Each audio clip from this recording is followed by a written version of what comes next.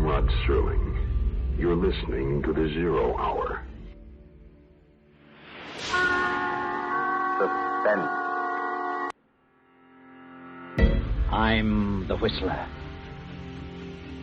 Yours truly, Johnny Dollar. Who is it? The Fat Man. Presents The Man Called X. The Mysterious Traveler. Another journey into the realm of the strange and terrifying. I hope you will enjoy the trip, that it will thrill you a little and chill you a little. So settle back, get a good grip on your nerves. Where are we going? You'll find out when we get there.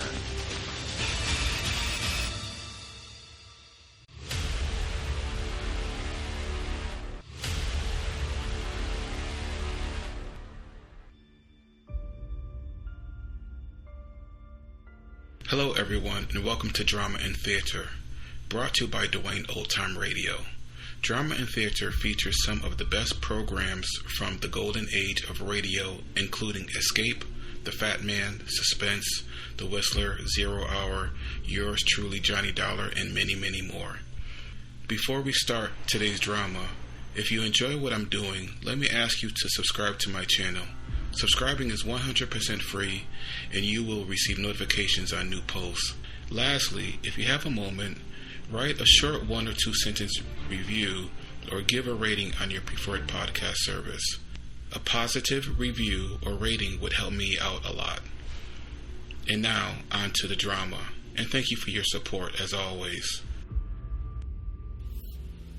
Two episodes from The Whistler. The first is Malice, October 11th, 1942. And then Death Comes at Midnight, October 18th, 1942. Wait a minute. Have you heard the strange tales of the Whistler?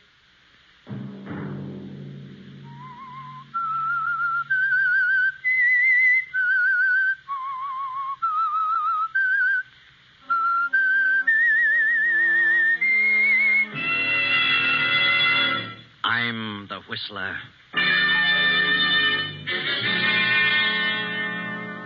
Nita, what is it? What's wrong with you? I don't know. All of a sudden, I got a terrible feeling. A horrible feeling of foreboding. I'm frightened, Tom. Another Sunday night, and again CBS presents The Whistler.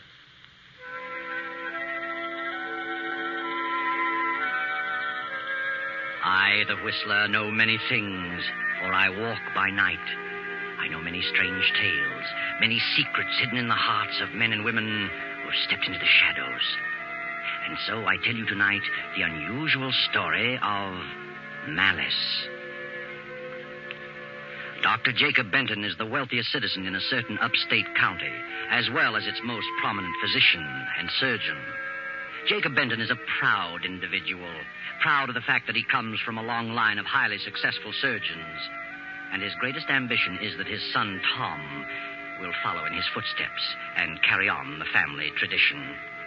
Jacob has also a nephew, Harvey, son of Jacob's scapegoat brother, who married a girl from the wrong side of the town and finally disappeared, leaving Jacob to take care of his young son. After finishing high school, Tom and Harvey entered medical school.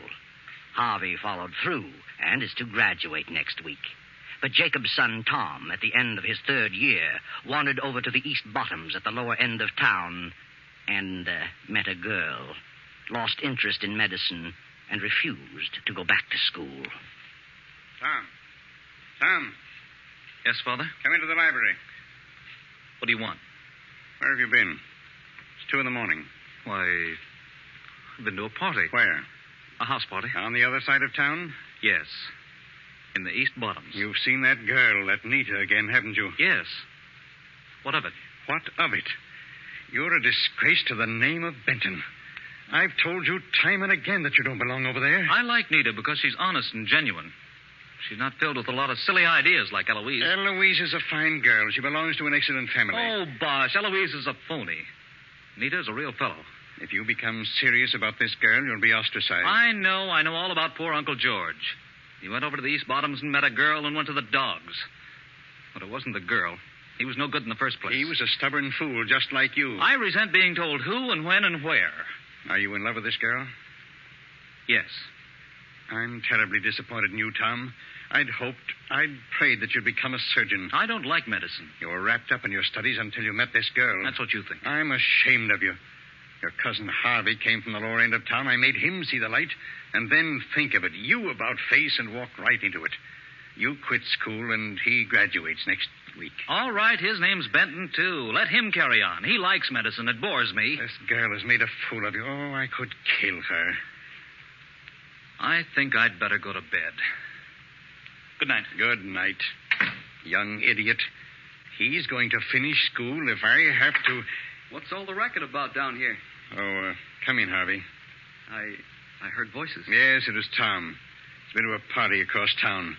Been out with that cheap girl again, that Nita. Are you sure? He admitted it. Says he's in love with her. Tossing his career to the winds over a woman like that. How long has he been seeing her? Several months, I suppose. That's why he wouldn't go back to school. All she's after is his money. How he ever met up with her, I'll never know. I'm afraid I'm the cause of that, Uncle Jacob. You? What do you mean? Well, when I was home last summer, I went over there one evening, several evenings, in fact. Tom insisted on going along. I wanted to see some of the kids. I went to school with Nita, and, well, I introduced them. Well, of all things, you were born over there, and if you insisted on going back, it was your own business. But Tom is my son.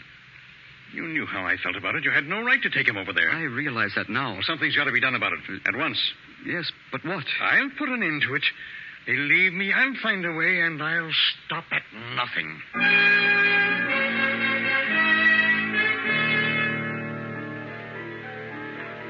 For the remainder of the night, Jacob sits in the library studying the problem of what to do about Tom. And upstairs, young Harvey paces to and fro, pondering over the same question. The next morning, Harvey goes to the lower end of town to visit Nita. Hello, Nita. Harvey.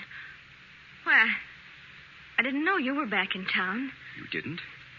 I came home last night. I'm going back in a few days for graduation exercises. Have you missed me, Nita? Why, yes. Why haven't you written me in the last month or so? Well, I've been busy. Been across town lately? No, why should I? Mm-hmm. You know, it's a strange thing about this section called the East Bottoms. It means more than just a place. It's a huge barrier, an insurmountable obstacle. I was born over here, same as you. But I got an idea that I could cross over, and in time I'd be accepted as one of them. But I finally realized that I would never be accepted. I'd only be tolerated. I'd never be able to practice medicine over there. I think that's all imagination. I told you I had definitely decided to come back here and settle down. That's why I asked you to marry me. I'm not satisfied here. Since when? I've never been satisfied here. You belong here, Nita. You'll never be able to cross over. You'd be miserable. I know. Maybe. And Tom would never last over here.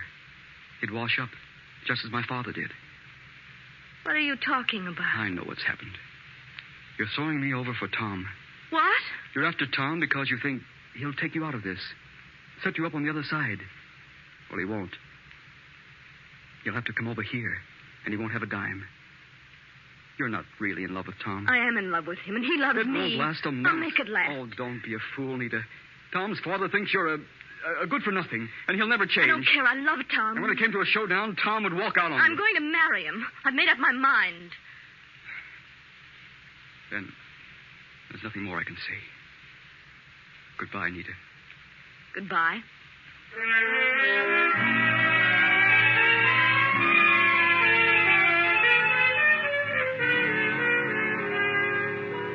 That evening, Dr. Jacob comes to a decision, and he too crosses town and makes his way to Nita's apartment. Well, what do you want to talk about, Dr. Benton? About my son, Tom. I see. How long have you known him? Oh, since last summer. Have you seen him often?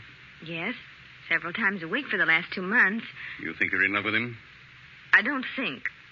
I know I am. I don't think he's in love with you. He's merely infatuated. You're interested in his position, his money. You can think whatever you like. I'm familiar with your type. My type? What's the matter with me? Are you aware of what you're doing to my son? I've done nothing at all. You've caused him to drop his career. Tom has a tradition to fulfill. He comes from a fine family. And I won't have him throw it all to the wind because of a silly infatuation. It isn't an infatuation. He must marry someone in his own class. Someone who'll inspire him to carry on his career. I didn't talk him out of his career. He says he doesn't like medicine. The right girl wouldn't allow him to stray. She would encourage him to follow through. The right girl. Family. Tradition. It's all a lot of bosh. Everybody in this town has made up his mind that the East Bottoms mean the difference between somebody and nobody. Well, I haven't. I'm made of the same stuff as you or Tom or anybody else over there. I've a right to a decent existence. If it's money you want, I'll give you money to let him alone. I'll give you a lot more than you'll ever get from Tom if you marry him. Money? You'd pay me to give him up? Yes. Here. Here's a check for $5,000. $5,000? Is that all your son is worth to you? $5,000? If he were my son, and I thought I could buy his future, I'd give every cent I had. What? You mean you want more than that? Dr. Benton, you don't possess enough money to buy me off. I don't want money. Well, what goes on here? Hello, Tom. You came just in time. What are you doing here, Father? What do you suppose? What's he been saying, Rita? He just gave me this check for $5,000. For what? To let you alone, so you can continue your career. What? He thinks I'm wrecking your life. She is. That settles it. We'll get married tonight. You won't get married tonight, not in this state. We'll fly over to the island. That's in another state. They don't have the 3-day law. Get your things, Nita. If you marry this girl, I'll never give you another cent. I'll get along. Come on, Nita. Tom, I'll stop at nothing to break this up. I promise you'll regret this moment so long as you live. Let's go, Nita.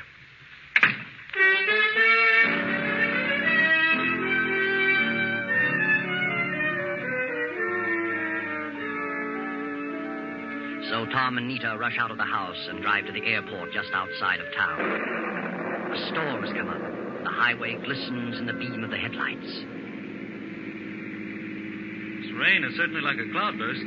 Maybe we shouldn't fly over tonight, Tom. Why not? I don't like to fly in a storm. How can you tell where to land? Now, don't worry about that. I'm familiar with the field.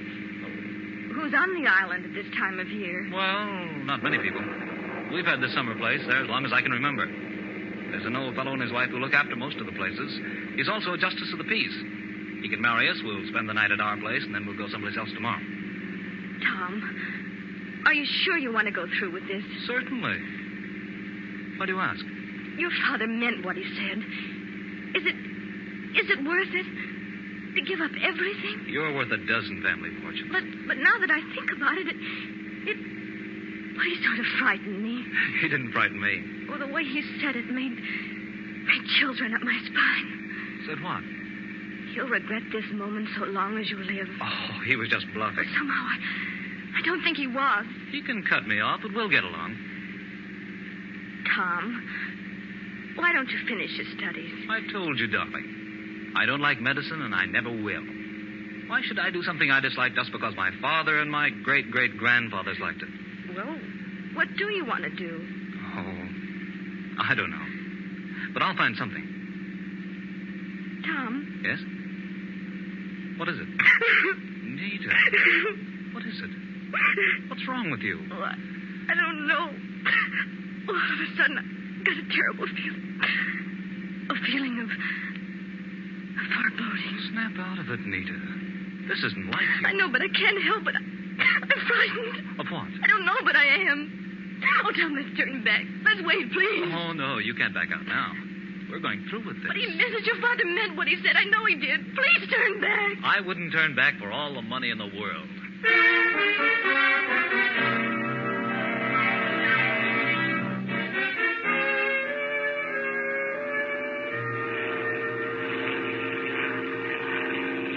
Oh, Tom, I can't see a thing. No lights, nothing. Now, don't worry. I don't need lights to land. We should have come in a boat. No, it's too choppy for a boat. This is the only way in weather like this. Tom, there, I see a light. just went on. Yeah? Old Jenkins probably heard us. The light is swinging. Yeah, that's it. That's the field. It's a tiny one, but I can make it. There's a light. Yeah. We're all right now. Hang on. I'm going to set her down. Tom, look out those trees! Pull up!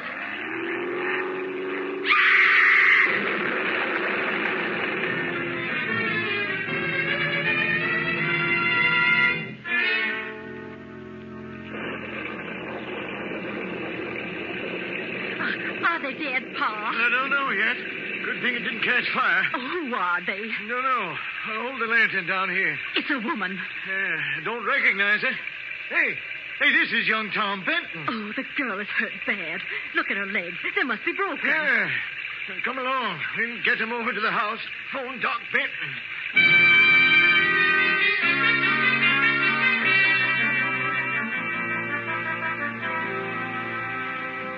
Hello? This Dr. Benton's home? This is Jenkins over on the island. Is Dr. Benton there? Oh, is that you, Harvey? Well, you better find Doc and get him over here right away. It's young Tom. He tried to land his plane and hit some trees. I don't think Tom is hurt so bad, but the girl has smashed up something terrible. I don't know who she is. Yeah. Goodbye.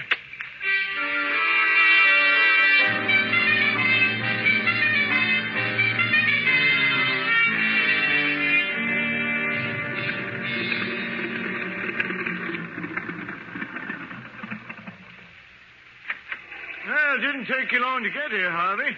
We've got him over at our place.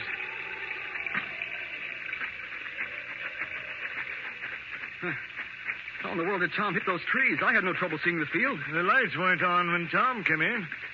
Didn't even hear his motor until it was too late. He should have phoned me. He was coming. Hey, where's Doc Benton? He was out on a case. He left his patient's house, so I left a message telling him I was going ahead and to come as quickly as possible. I brought some medical supplies. Here we are. Tom's over there on the couch. They put the girl in the bedroom. Mm-hmm. Few cuts on him. Don't think he has any broken bones. Oh, nasty bump on the head. Maybe a slight concussion. Well, I better have a look at the girl. Looks to me like both her legs are broken. Rita. Poor kid. You know who she is? Yes, I know who she is. Was I right about her legs? Yes. Both rather badly smashed up. Where were they going on a night like this? I imagine they came over here to get you to marry them. Marry him? Well, I'll be darned. Wonder why he didn't phone me first. They were in too much of a hurry, I suppose. Too bad. She's in a very critical condition. Extreme shock. Better get some hot water and plenty of blankets. Yeah, right away. Get the house as warm as possible and put more blankets on Tom. I'll be right back. Martha? Yes? How is she? Harvey says she's in bad shape. Gather up all the bedclothes and coats you can. Got to cover them up good. Put on plenty of water to heat. I'll build up the fire.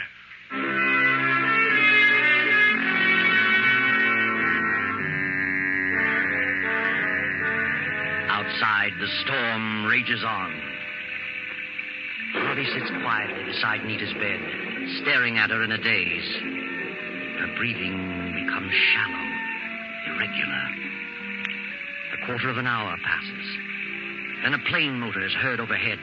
The ship sets down, and Dr. Jacob hurries to the house. Tom's over there, Doc. Tom. He's been unconscious ever since we brought him in. Can't find any fractures. He's got an awful wallop on his head. Yes. I see. No apparent concussion. He'll be all right in a short while. Get some pillows. Raise his feet. I want his head lower. I'll get them. You've certainly got it hot in here. Yeah. Harvey had us do that because of the girl. She's pretty bad. Girl? Where is the girl? Oh, in the bedroom there. Harvey's in there. I'll have a look at her. Harvey. Harvey. Huh? Oh. Hello. What's the matter with you? I just... Are you crying? No, I'm just... This is a miserable mess. Fine example of a doctor you are. You have to learn to be completely impersonal about these things. Oh, I know. What do you say is wrong with her? Both legs are broken. She's suffering from extreme shock. Uh-huh. Better take your bag, go out there, and give Tom a shot of adrenaline. I'll attend to the girl. Yes, sir.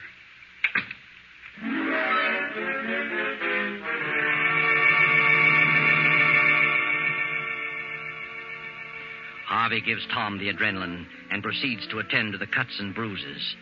Then he moves to the fireplace and sits staring into the blaze.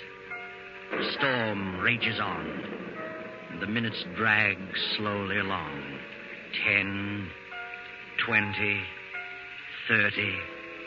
Then Dr. Jacob steps out of the bedroom. Harvey. Yes, sir? Has Tom come out of it yet? Not yet. But he shows improvement. He'll be all right in a little while. I see. Jenkins. Yes, Doc? Get us something to make a pallet. We'll carry him down to the plane and take him over to the hospital. Sure, right away.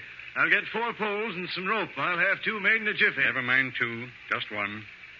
The girl is dead.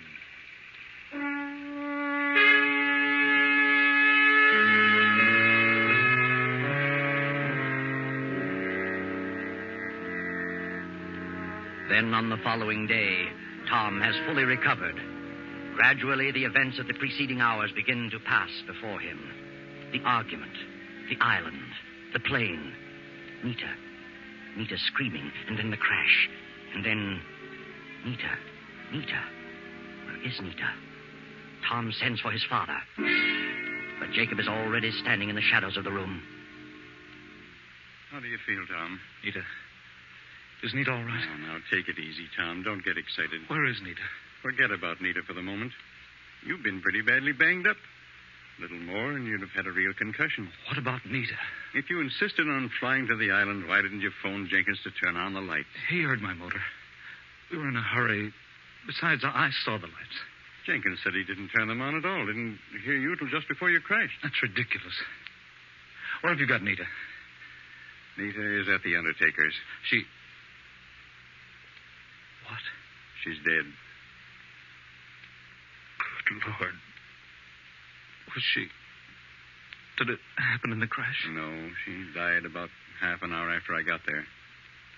Were you on the island? Yes, Jenkins found you and called the house. I was out on a case and got to the island too late to save her. What was the cause? Her legs were broken. She died from extreme shock. Was there nothing you could do? Nothing. Did you try? I resent that inference. You should know better than that. I'd rather have had anybody in the world there than you. Do you know what you're talking about? Yes, I do. You hated her. You didn't give her half a chance. Will you shut up and stop yelling? What did you give her? I gave her adrenaline. It was probably water. I've heard enough out of you. When you come to your senses, I'll consider talking to you. Good day.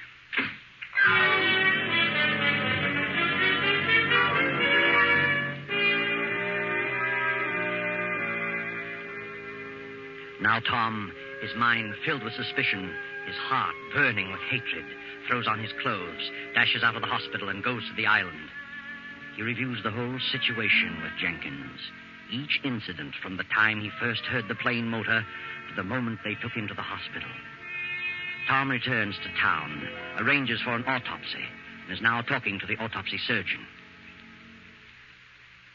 Well, Dr. Grolberg, how about it? What's your report? Well, both legs were fractured, but there was no compound fracture. There were several minor lacerations about the body and a head contusion. Nothing there that would have caused death? No, nothing. What else did you find? Any evidence of poison? No, none. She was suffering from shock? Oh, naturally, but not extreme shock.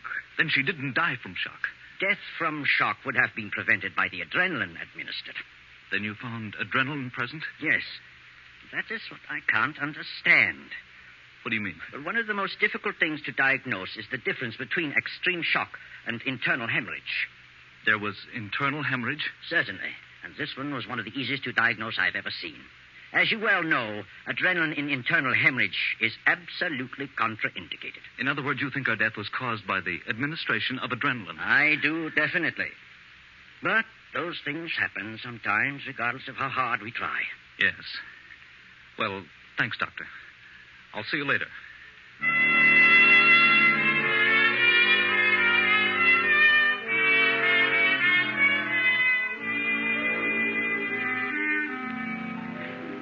Hello, Father.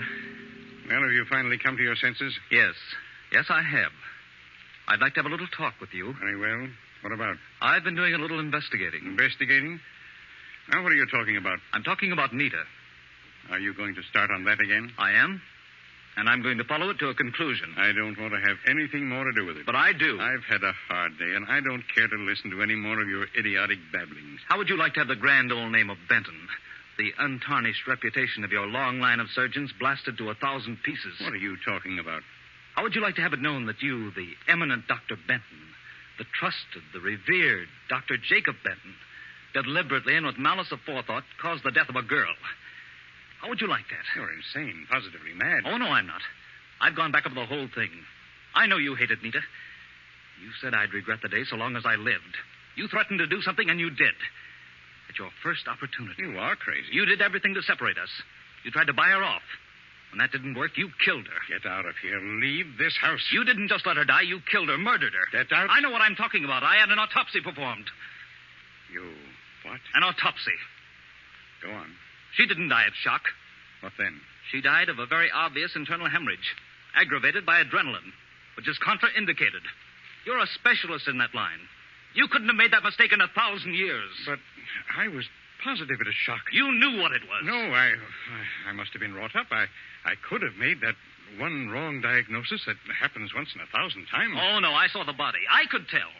With as little medical experience as I've had. Tom, you mustn't say anything further about this. Why not? It would ruin my reputation. Oh, now you're worried about your reputation. What's that compared to the girl I love? Oh, but Tom, listen to me, please. Good night. Wait a minute. Wait, Tom. Well, what do you want, Harvey? I heard you. I heard every word. So what? I can't let it go on like this. I can't let you do this to your father. What's it to you? You keep out of it. No, Tom, now listen. You're wrong. I know what I'm talking about. Nita was murdered, and I can prove it. Your father had nothing to do with it. Harvey, that's enough. Leave us alone. I won't. I can't stand by quietly and see this happen to you. I won't. Leave this room, Harvey. Don't say another word. Now, wait a minute. What are you trying to say, Harvey? I did it. Your father's trying to cover up for me. What do you mean? He wants to save my future reputation. If it got out, it would be a blot against me. What would be? When Jenkins called, your father was out. He told me what had happened. I left a note for your father, took an emergency bag, and flew to the island in hopes I could do something. Go on. I thought Nita was suffering from shock. I was terribly upset because I was in love with her. So I gave her adrenaline. I wasn't experienced enough to recognize symptoms of hemorrhage. Is that the truth? Yes, now that he's told it, there's nothing I can do. I knew in an instant it was hemorrhage. When I saw the adrenaline vial, I knew what a terrible mistake he'd made. He was emotionally upset over the girl, and I wanted to give him a chance. It was done. I tried my best to pull her through, but it was too late. I'm sorry, Tom. Terribly sorry. Harvey guiltily leaves the library and goes up the stairs to his room. Tom stands staring at Jacob, then drops into a chair and begins to sob softly. A few minutes pass, then a shot. Tom and his father leap to their feet, rush up the stairs and into Harvey's room. Harvey is sprawled dead over the desk, a gun in his hand, and on the desk a note addressed to Tom. Read it, Tom. Dear Tom, I can't stand it any longer. It's been driving me crazy from the moment I did it. Nita's face is before me every second of the day and night. I was in love with her. But when she ran away with you, I lost my reason. I imagined she'd be better off dead. I was filled with hatred. I knew she was suffering from hemorrhage, but I gave her the adrenaline in a bit of revenge. Now it's driving me mad. Forgive me. Harvey. Well, that's the end. Another case of jealousy. Another example of the futility of allowing oneself to become a victim of the green-eyed monster, jealousy.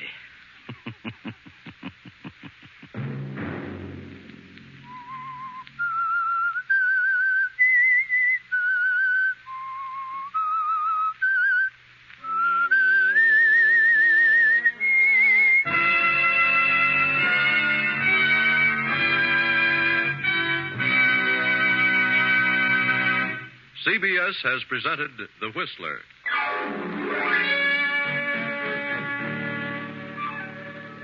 Original music for this production was composed and conducted by Wilbur Hatch.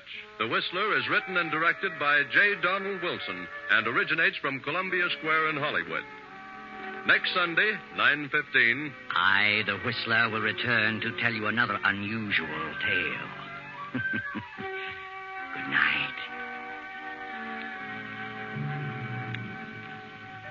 This is the Columbia Broadcasting System.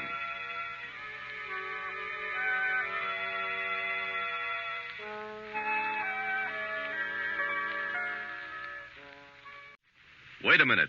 Have you heard the strange tales of the Whistler?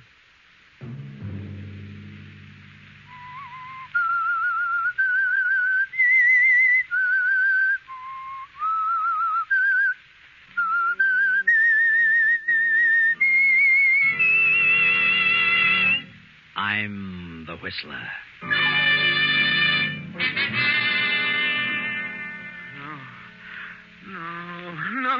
I don't want to die. John. Get away. John, wake up. Huh? Oh. Where is he? Where's who? That man. Oh, you've been having a nightmare, John. Huh? Oh, good heavens, Clara. It was awful. I dreamed there was a man in this room, and he stood right over me. And he said I was going to die. I was going to be murdered within 48 hours. Sunday night, and again CBS presents The Whistler.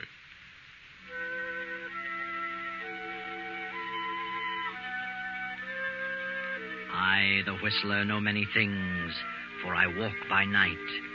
I know many strange tales, many secrets hidden in the hearts of men and women who have stepped into the shadows. I know the nameless terrors of which they dare not speak, and so I tell you tonight the strange story, Death Comes at Midnight. John Prentice is a manufacturer, a very busy man who needs his rest. But John had a frightful dream. The dream was not brought on by a guilty conscience, for John's life has been above reproach. He loves his wife, Clara, and their grown daughter, Eva. He has done no wrong to any man. Why, then, this awful dream with its prophecy of death? Now, the following evening, the Prentices are planning to attend a lecture, and Dwight Cooper, Eva's fiancé, is going with them. The wife and daughter are in the living room awaiting his arrival. Oh, there's Dwight now, Mother. I'll go to the door. Wait a minute, Eva. You'd better make sure who it is before you open the door. Oh, Mother, you still worrying about that dream Daddy had last night? Well, I can't help being nervous about it. Well, of course it's Dwight. We're expecting him, aren't we? I'm going to let him in. Well, enter, my lord. Hello, darling. How come you're answering the door yourself? Maid's night out? We haven't got a maid. She went to work in a war plant. Well, good for her. We're going to do without a maid for the duration. That's the spirit. Good evening, Miss Prentice. Good evening, Dwight. Now, you see, Mother, it wasn't a big bad wolf after all. Not this time. But we'd better be careful, Eva. Well, what's this about a big bad wolf? Seems that Mother believes in dreams, Dwight. And last night Dad had one that was really a honey. Oh, I don't believe in dreams. Oh, Daddy. Yeah? Dwight's here, so hurry up. I'll be there in just a minute. Talk about a woman taking her time dressing. Well, what about this dream? You tell him, Mother. Well, I don't believe that all dreams have a meaning. But this one John had was a prophecy, and I'm concerned about it. Yes? He kept hearing a man's voice telling him over and over that he was going to be murdered within 48 hours. Murdered? Can you imagine such a thing? Oh, well, I wouldn't be alarmed, Mrs. Prentice. According to psychologists, a dream has no possible relation to the future. They say a dream comes from experiences of the past that have been registered in the subconscious mind. Well, if John's been murdered in the past, I haven't heard about it. Oh, now, wait. I didn't mean it quite as literally as all that. Well, Mother's been counting the hours, Dwight. Let's see, the dream came at midnight last night. Well, that means Dad's hour of doom is midnight tomorrow, if he isn't murdered sooner. Maybe we'd better not risk taking him to the lecture. Oh, I wish you two wouldn't joke about it. I don't think it's any joking matter. Oh, I'll get it. Hello? Hello? Mr. Prentice there? Well, he's busy right now. Could I take a message? Yeah. Tell him he better come to the phone, whether he's busy or not, if he wants to save his life. What? This is a matter of life and death. Oh, well, hold the line a minute. Of all the amazing things, there's a man on the phone who sounds like a gangster. He wants to talk to Daddy about saving Daddy's life. His life? Maybe I'd better talk to him. Oh, no. No, get John on the phone. Call him, Eva. Oh, Daddy, you want it on the phone. It's important. All right, I'm coming. Oh, don't tell me that dream didn't mean anything. Now, Mother, don't get excited. Well, just what did this fellow say? Well, Oh, here's Daddy. Well, hello, Dwight. Good evening, Miss Prentice. Daddy, wait. I don't know who that man is, but he's terribly hard-boiled, and he said I'd better get you to the phone if you want to save your life. What's this? Oh, John, I'll see what it's all about. Hello? Mr. Prentice? Yes? You don't know me, but you better pay attention to what I'm telling you, see? A certain man here in town, a wealthy guy, has offered me a nice piece of dough to put you out of the way. What? But I want to be reasonable, see? So I'll consider... Hey, are you listening? Yes, I'm listening. Go ahead. Well, if you want to hike the ante a little bit, say to $3,000, I'll call off my deal with this guy. What's more, I'll give you his name. I see. Now, $3,000's a small matter to you, so... Wait a minute. Suppose you come here to the house and we'll talk it over. Hey, do I sound like a chump? You're coming to see me, and you're bringing the dough. Oh, no, I'm not. You think I'm going to walk into a trap? You mean you're turning down my proposition? I certainly am. All right, mister. You asked for it. You'll be a goner by midnight tomorrow. All right? Say, listen. Hello.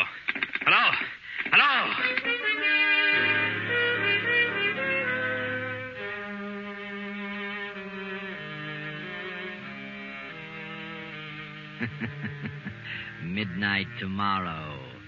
Now, not only in a dream, but in actual fact, John has been told that he will not live beyond that hour. John phones the police, and a few minutes later, Captain Arnold arrives at the house. Mr. Prentice, can you think of anyone who'd like to have you put out of the way for any reason at all? No. No, Captain, I really can't. Now, you've been in business a good many years. How about your business rivals? Well, of course, I've made a certain amount of enemies, of course, but I don't think any of them would go so far as to hire somebody to kill me. You never can tell. Suppose you name some of your enemies. Oh, no, I'm afraid, Captain, I couldn't do that. Well, see here, why not?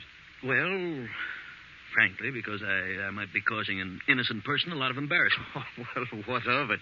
We've got to get to the bottom of this some way. Have you had a quarrel with anyone recently? No, I haven't. Think carefully now. Well, yes, come to think of it, I did have a rather heated argument with a man the other day in my office. Oh, but I'm sure... Well, then, who was he? I'd rather not say. Was he a wealthy man? Yes. Then tell me his name. Oh, no, Captain, I'd rather not. If you'd go to his house and question him, I don't want... How can the police help you if you won't help yourself? Well, this is none of my business, Mr. Prentice, but if I were you... No, Dwight, there's no use arguing. Got my own ideas on the subject. Well, that's that, I guess. We'll have to conduct our investigation without your help, Mr. Prentice. Oh, by the way, Captain, I'd feel a lot safer if you'd send an officer out to watch the house tonight. Well, I brought a man with me. He's out in the car. I'll leave him here. Oh, that'll be fine. I'll leave the car, too, in case he needs it. Well, we'll do what we can, Mr. Prentice. Let us know the developments. Oh, of course, and I want to thank you, Captain. Good night. Good night. Good night, Captain.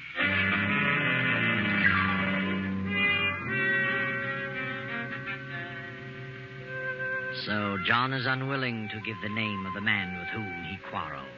Is it really because he's concerned about the possible embarrassment of an innocent person? Tonight the house will be well guarded, and as an added protection, Dwight has agreed to stay in the Prentice home. John, feeling quite safe, has gone to bed and fallen into a sound sleep. Then, at exactly midnight... Let me go. Let me go.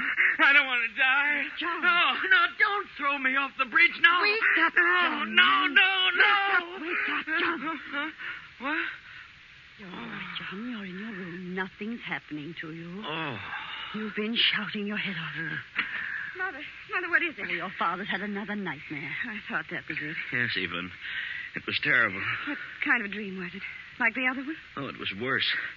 Now I know how I'm going to die and when. Oh, you're not going to die. I'm afraid, Eva. What did you dream, John? He took me in a car to the old river bridge on Tower Street. Who took you? I don't know. I never saw him before. He tied my hands behind me with a rope, and when we got to the bridge, he dragged me out of the car and threw me into the river. Oh, my heavens. Now, Mother. Just as we came to the bridge, I saw an illuminated clock.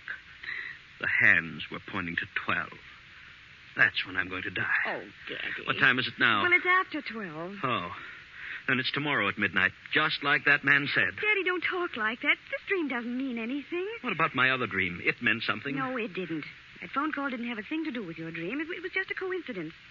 Now, things will look different to you in the morning. Eva. Yes? Would you mind sending Dwight in here? But he's asleep, Daddy. I know, but please send him in. I want to talk to him. Well, all right.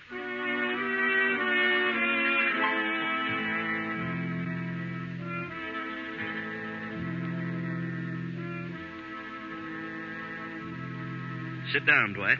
They told me about the dream, Mr. Prentice, but I wouldn't let it bother me if I were you. I can't help being bothered. The dream was so vivid, Dwight, and it fits in so perfectly with what's happening in real life. Yes, I'll admit that's rather strange. The reason I sent for you, well, if anything should happen to me, I want you to sort of take charge of things for Clara and Eva. How do you mean? I've made a will that takes care of my property, but there's my life insurance. It amounts to $100,000, and the money will have to be invested. I see. Who's the insurance payable to? Clara, but of course she knows nothing about investments. You advise her, will you, Dwight? I've got faith in your judgment. Yes. I'll be glad to help in any way I can. Come to think of it, I owe a payment on that policy right now. But the grace period isn't up for a couple of days yet. I'll make the payment if I'm still alive. Oh, I have an idea you'll be alive, all right. But as you say, if anything should happen, I'll be glad to advise Mrs. Prentice. Oh, I knew you would, Dwight. And thanks.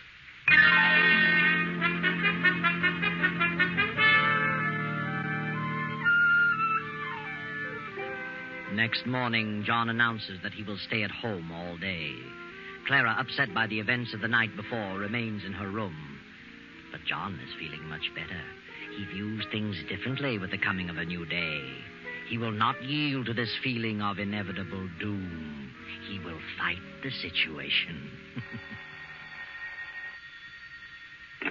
Hello? Mr. Prentice? Oh, it's you again.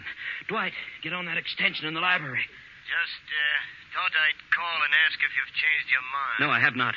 What's more, I defy you to even lay a hand on me. I'm being protected by the police. Well, ain't that fine?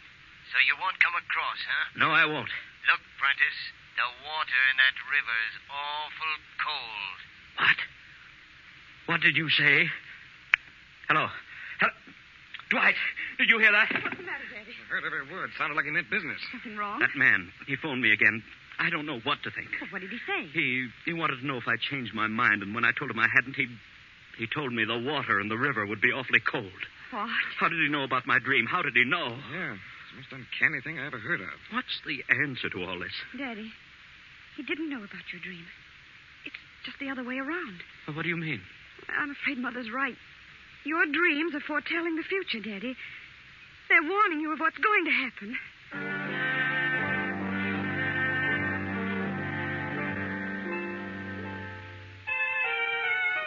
And now John's spirits are crushed again. For if the dream told the truth, then his fate is sealed in spite of anything he can do. Dwight, however, is not ready to give up. He is annoyed with Eva for admitting her belief in the dream. Darling, for your father's sake, you shouldn't have said what you did, even though you believe it yourself. Oh, I know, Dwight. Perhaps I shouldn't. I said it before I thought. But there must be something to those dreams. Yes, I know. You got me guessing. But look, let's try to do something. Do what? I've been thinking about this quarrel your father had. He won't tell us the man's name, but maybe we can find out. How? Through your father's secretary. The quarrel took place in his office, you know. Oh, yes. Miss Edwards might know about it. Well, shall we get down and see her? But look, let's not tell her what we want the information for. The less we say about this situation, the better. We'll give her some other reason. Yes. Get your coat and hat on, honey. We'll get out of my car.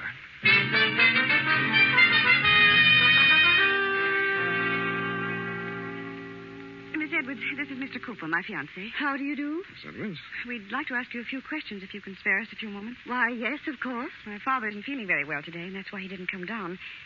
See, we've learned that he's rather upset about a heated argument he had recently with some wealthy man here at the office. Argument? Daddy won't talk about it. He hasn't even mentioned the man's name, but it's quite necessary that we find out all we can about it. And if you'll tell us who the man was, we'll treat the matter in confidence. But, I don't know of any fuss your father had, Miss Prentice. He's quite an even-tempered man. Yes? Are you sure you don't remember? Very well. There was an argument. I couldn't hear what was being said. They were in your father's private office, but I did hear your father talking quite angrily with Mr. Reeves. Who's he? Milton Reeves. He's been in several big deals with Mr. Prentice. Oh. Couldn't you hear anything that was being said? No, just their loud voices. Mr. Reeves was angry, too, but I really couldn't make out what they said. No? Well, at any rate, we've got something to go on, Eva. Yes. I think we'd better have a talk with Mr. Reeves. Thank you, Miss Edwards. You won't tell Mr. Prentice that I said anything, will you? Or Mr. Reeves either? Oh, no. You can depend on that.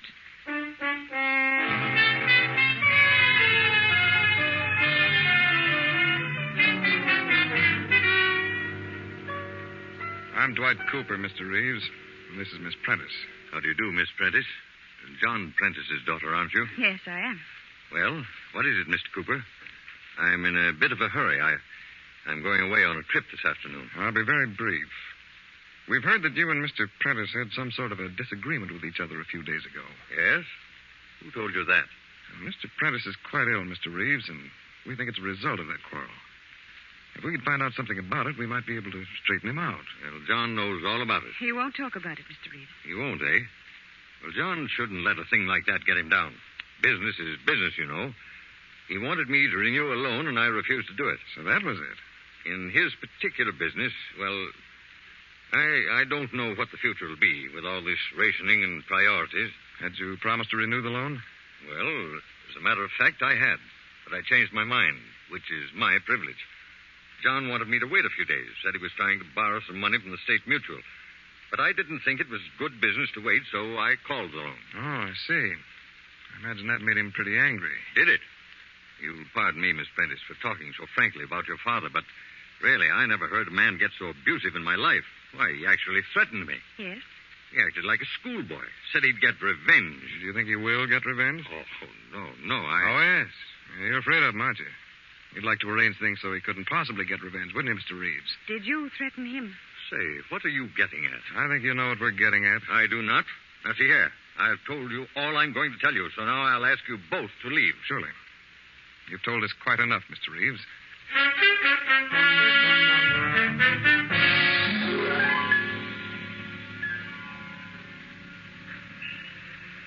Dwight, hadn't we better go to the police station and tell Captain Arnold? No, darling, not yet.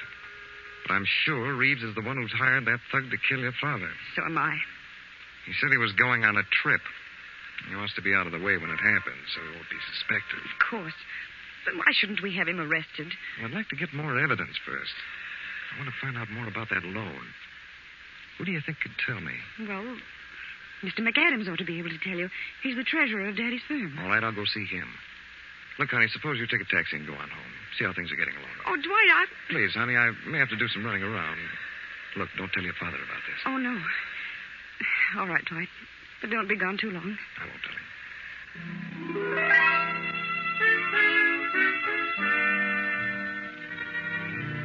But Dwight has been gone much too long to suit Eva.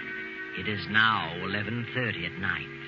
Eva and her mother have become increasingly nervous as the clock ticks off the seconds, bringing the time closer and closer to midnight, John's last moment on Earth. Oh, for heaven's sakes, Dwight, where have you been? We've been worried to death. Well, one thing led to another. McAdams had gone out in the country, but I finally caught up with him. Have you told the police about Mr. Reeves? No, I haven't. Where's Mr. Prentice? In the library. Oh, he's in a terrible state of mind, Dwight. He's got the door locked. He told the policeman to stand outside his window. Listen. Someone at the door. Oh, my heavens. Oh, why didn't that policeman Now, don't stop? get panicky, Mother. I'll see who it is. Open the wicket. It's a messenger boy. It might be a trick. It looks all right. Telegram for Mr. Prentice. All right, I'll take it. Signed here. There you are. Here. Oh, thanks, mister. I wonder who'd be... Mrs. Prentice, have I your permission to open this message? For certain reasons, I'd like to see who it's from. Why, yes, Dwight. Go ahead. What is it, Dwight? It's important. Very important. I've got to show it to your father right away. Mr. Prentice, open up. It's Dwight. Mr. Prentice. It's all right, Daddy. Unlock the door. Dwight's got a telegram for you. Why doesn't he answer? We'll go outside and look through the window. The officer's out there. Come on.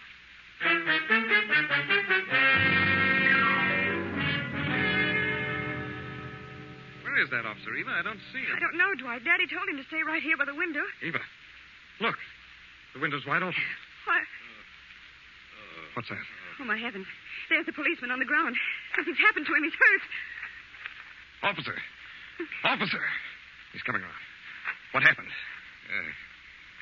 I seen a car drive up in the alley. Oh. A light-colored sedan. And just as I started to investigate, somebody slugs me in the back of the head. That's all I remember. They've got him. They've got Daddy. Darling, I'm going after that sedan. How do you know where it went? I'll find it. I'll drive to the Tower Street Bridge. I'm going with you. No, you stay here, Eva.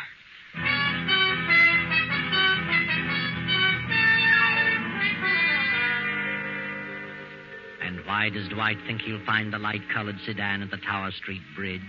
Is it because Mr. Prentice saw that bridge in his dream? Or is there another reason? A reason known only to Dwight? But Eva can't wait, and so a moment later, another car speeds toward the bridge. The policeman's car. The officer is at the wheel, and Eva and Clara are by his side.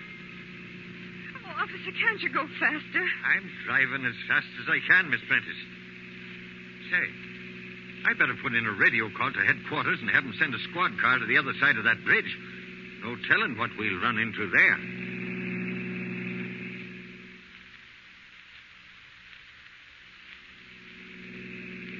There's the bridge right ahead, officer, and there's the clock.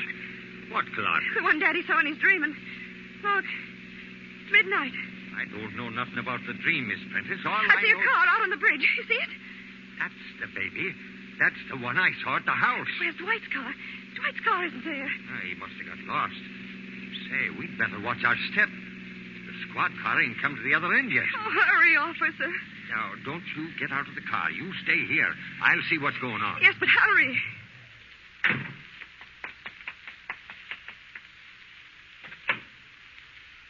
All right, Miss Prentice. You and your mother can come here. Is Daddy there? There ain't a soul here. The car's deserted. Oh, there were two ladies. He's already done it. Who's done what? Oh, can't you remember anything I told you about Daddy's dream? I'm talking about that man. He's thrown Daddy in the water. Oh. Isn't there something we can do? Oh, it couldn't have happened very long ago. If your father's been thrown in the river, Miss Prentice, he's a goner, but now nobody could swim in that current. Oh, poor Daddy. What I can't figure out is why the guy left the car here. Oh, poor John. Hey, look. There's some rope in the back of the car. And a knife. He tied Daddy's hands. Hey, here comes the squad car now. They're coming in from the other end of the bridge. Oh, officer, who's this car registered to? Wait a minute. Well, by golly, there's no registration slip in it. I know who it belongs to.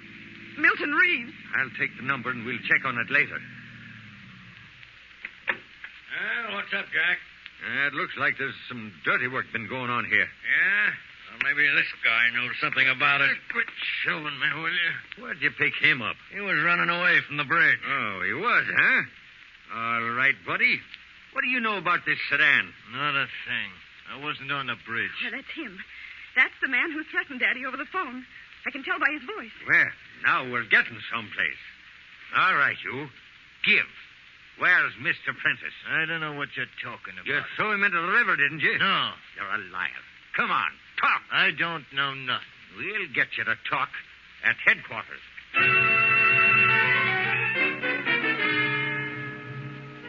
A few minutes later, and the river's being dragged for Prentice's body. But what has become of Dwight? He hasn't been seen since he drove away toward the bridge. The two heartbroken women return home to wait for the sad news. They step into the house, and Mrs. Prentice breaks into a sob. Oh, come, Mother. You must try to get hold of yourself. We must try to be brave. Oh, I know, dear. I know. What has become of Dwight? Oh, I don't know what on earth could have happened to him. Eva, darling. Dwight, what are you doing there in the library? We thought you'd run out on us. Well, I haven't been here long. Oh, Dwight, it's terrible. I never dreamed such a thing was going to happen. No, just be patient, darling, and I'll tell you everything. I told you I finally saw McAdams. Yes? Well, the story about the loan was a lot worse than we thought. I found that Reeves had a grudge against your father, so he planned to ruin him and get everything he had. And he did just that, by refusing to renew and calling the loan. He did it deliberately. He worked in a backhanded manner and wrecked the business. He held the paper on everything your father owned. Father's broke. Yes. Reeves broke your father. Oh, no. Absolutely penniless.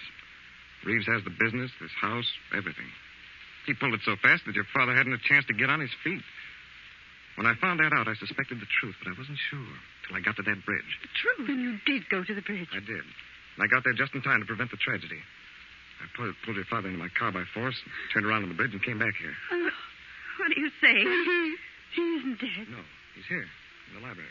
Oh, heaven. John. No, just a minute, please. I'll bring him in.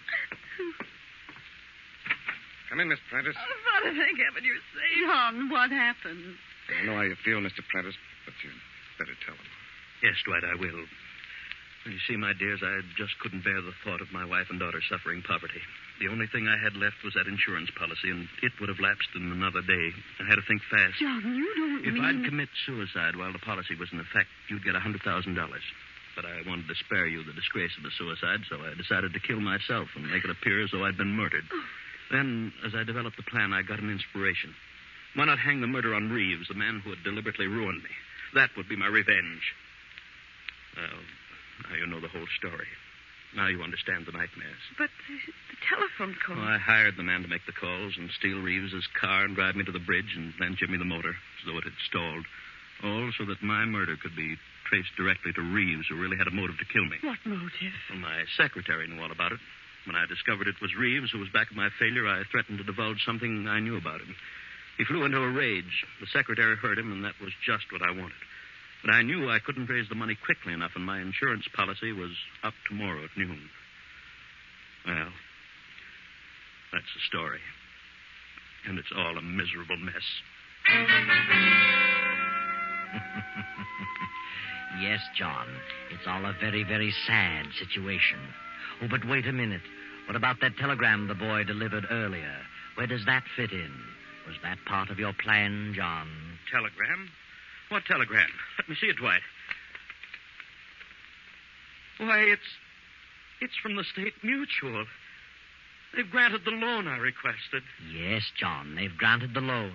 Now you can straighten things out. Now you can get back on your feet again. But think, John, what a sad tale this would have been if you'd followed through with your plan and Dwight hadn't caught you on the bridge at midnight.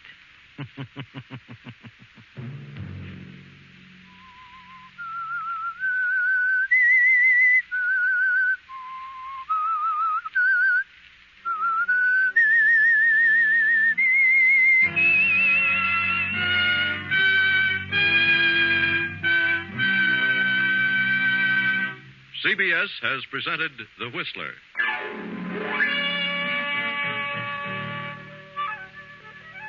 Original music for this production was composed and conducted by Wilbur Hatch.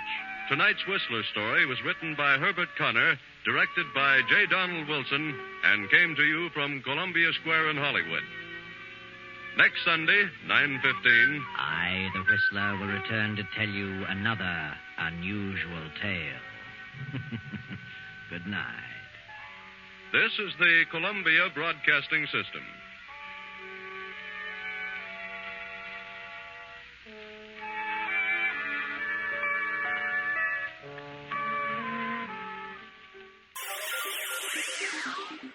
Thank you for listening to and showing your support for my podcast.